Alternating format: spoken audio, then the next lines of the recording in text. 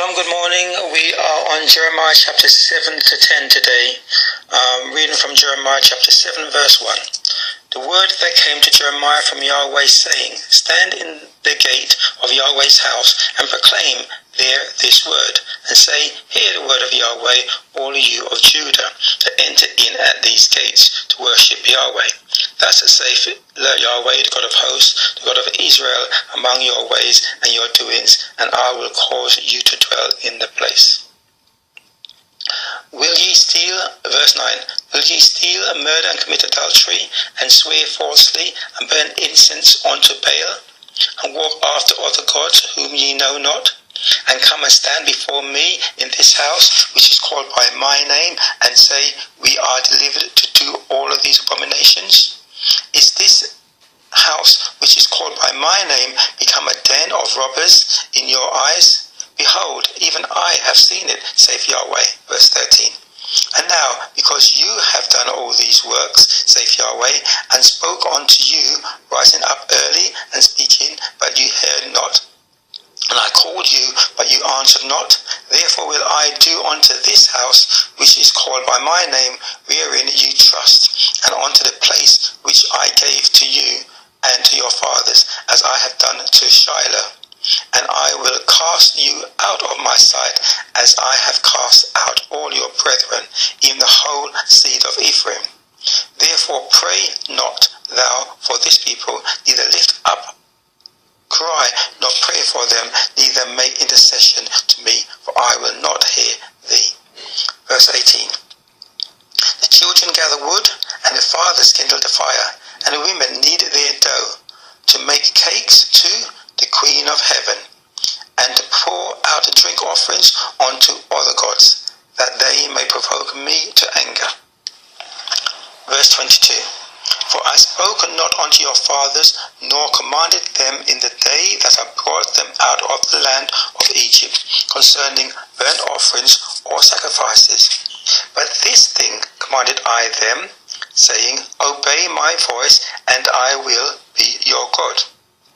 And you shall be my people, and walk you in all my ways that I have commanded you, that it may be well unto you. Verse 25. Since the day that your fathers came forth out of the land of Egypt unto this day, I have sent unto you all my servants the prophets, daily rising up early and sending them. Yet they hearkened not unto me, nor inclined their ear, but hardened their necks. They did worse than their fathers. But thou shalt say unto them, This is a nation that obeyeth not the voice of Yahweh their God, nor receiveth correction. Truth is perished, and is cut off from their mouth. Verse 30. For the children of Judah have done evil in my sight, saith Yahweh. They have set abomination in the house which is called by my name, to pollute it. Verse 33. And the carcasses of this people shall be meat for the fowls of the heaven and the beasts of the earth, and none shall fray them away.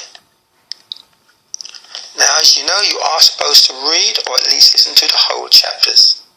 It is departing from God's commandments and not returning to them, and not returning to keeping them, as told by his prophets, that brought all the above to Judah, as it did to Israel.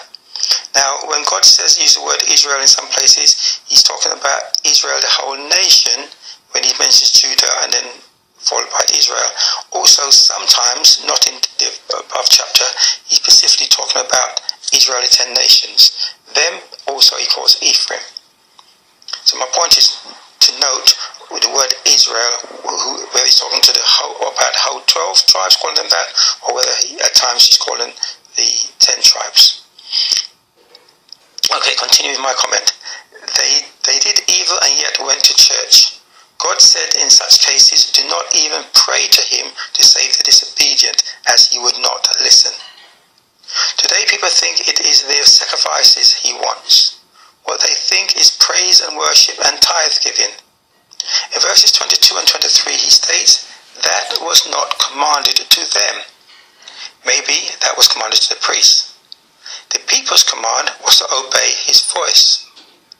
Do not murder, do not steal, have holy convocations at his appointed times. The Queen of Heaven has been brought into Christianity in the form and name of Mary, to whom Catholics are told to pray. The USA Statue of Liberty is also a form of her. Another association is Easter, which is in honor of a pagan god Ishtar, I-S-H-T-A-R.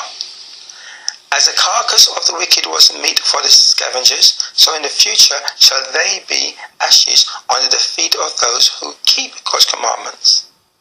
Malachi chapter 4 verse 3, and he shall tread down the wicked, for they shall be ashes under the soles of your feet, in the day that I shall do this, saith Yahweh, God of hosts. Chapter 8 verse 1. At that time, saith Yahweh, they shall bring out the bones of the kings of Judah, and the bones of his princes, and their bones, and the bones of the priests, and the bones of the prophets, and the bones of the inhabitants of Jerusalem, out of their graves.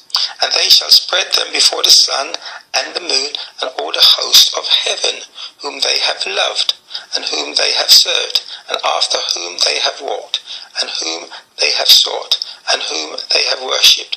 They shall not be gathered, nor be buried.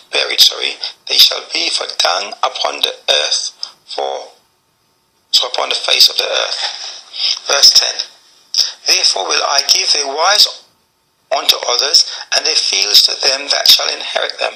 For everyone from the least even unto the greatest is given to covetousness. From the prophet even unto the priest, everyone dealeth falsely. For they have healed the hurt of the daughter of my people slightly, saying, Peace, peace, when there is no peace. Now obviously God's not talking about the prophets that he sent, he's talking about the prophets that the people have created for themselves, or who they wanted to believe. And the host of heaven includes all the worship systems associated with the planets, such as the moon worship system, and especially the sun worship system, from where the Sunday worship of today came. Moving on to chapter 9, starting at verse 6. Thine habitation is in the midst of deceit.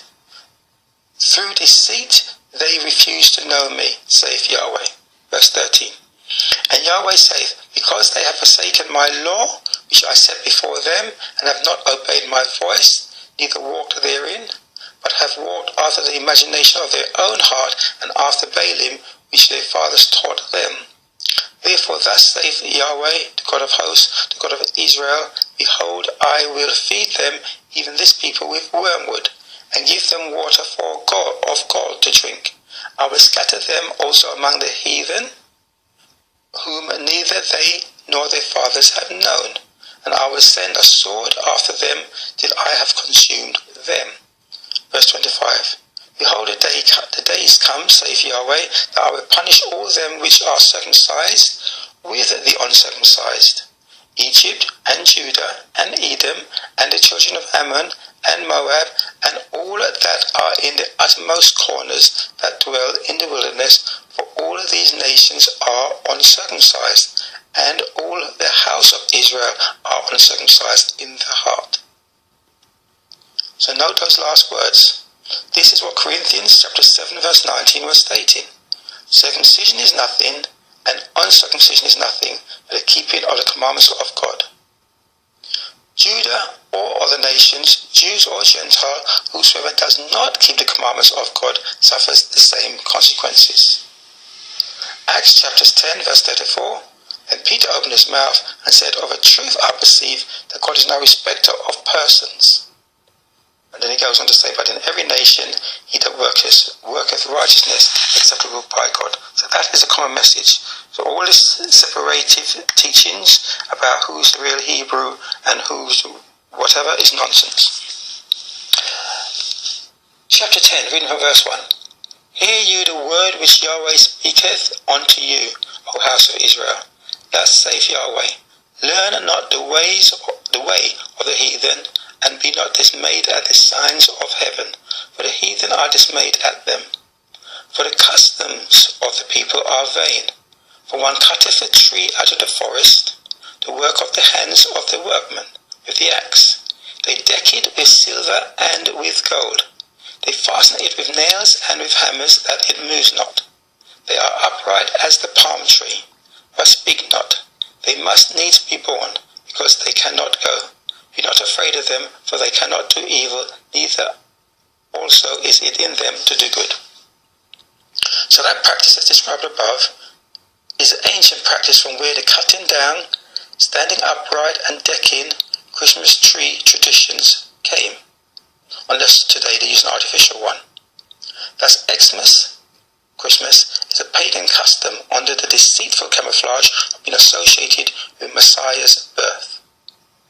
God forbids it and detests it as he does learning the ways of the heathen who follow the traditions based on the planets and the stars in the skies as sun worship, or Sunday service, as I said, derived from the host of heaven worship. Continuing chapter 10, verse 21. For the pastors are become brutish, and have not sought Yahweh. Therefore they shall not prosper, and all their folks shall be scattered. Verse 23. O Yahweh, I know that the way of man is not in himself. It is not in man that walketh to direct his steps. O Yahweh, correct me, but with judgment. O Yahweh, correct me, but with judgment, not in thine anger, lest thou bring me to nothing. We should learn from the above chapters. What we should learn from the above chapters is Judah, as seekers today, turned to observing practices and times of false gods rather than Yahweh's appointed times of Leviticus 23.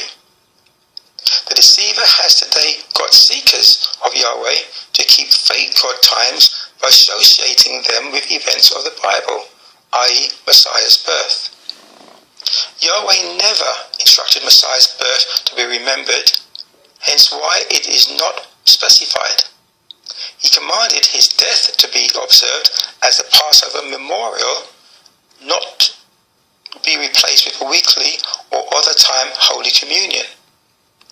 The when you come together of 1 Corinthians chapters 11:20, which reads, when ye come together, therefore, into one place, this is not to eat the Lord's Supper.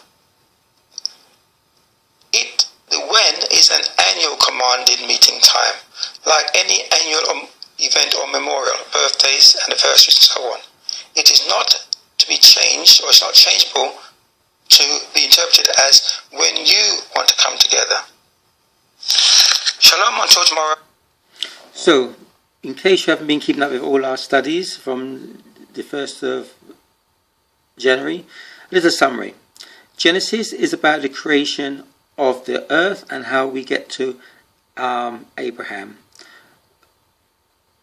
God then starts the nation of Israel through Abraham, brings them into Egypt and brings them out after 430 years, taking them to the promised land as he promised to Abraham. When they got to the promised land, the 12 tribes, or 12 households, you can say, divided themselves into two groups. One group stayed on one side of the river, and the other group crossed over the river and went on the other side. That became 10 tribes and 2 tribes. One called Israel, and the smaller one called Judah.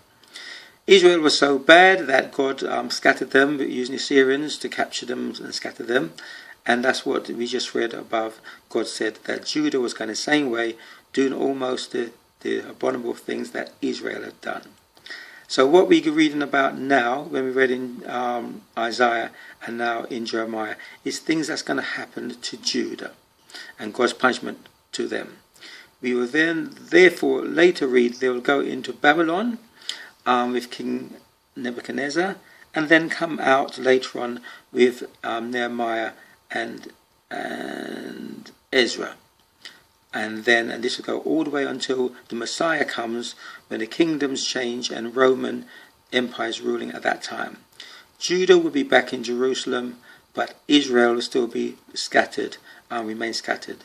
And that is why Paul, Silas and Barnabas had to go and tell them about Yeshua the Messiah, who came in Jerusalem, was crucified and rose from the dead, and was only mainly known about by those in Jerusalem. The apostles, Peter and so forth, will be trying to teach those in Jerusalem about what happened and bring them to belief in Yeshua. And Paul and Silas and Barnabas and so forth will go to the other countries around where Israel was scattered and try and tell those Jews about this promised Messiah, so that eventually the whole 12 tribes of Israel will be reunited as is stated in prophecies of Isaiah and other places. So that in a nutshell is where we are going, where we are up to and where we shall be going. Shalom until tomorrow, God willing.